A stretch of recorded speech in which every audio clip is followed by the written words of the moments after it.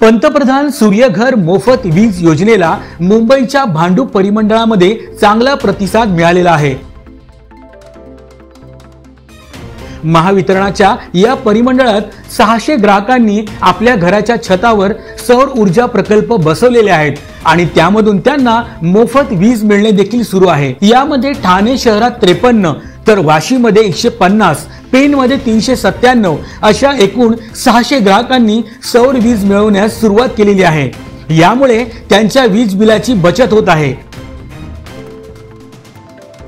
या योजनेमध्ये निवासी घरगुती कुटुंबांसाठी प्रति किलोवॅट 30,000 रुपये अनुदान मिळते, तर 3 किलोवॅट पर्यंत अतिरिक्त 1 किलो क्षमतेसाठी 18,000 रुपये इतके अनुदान दिले जाते।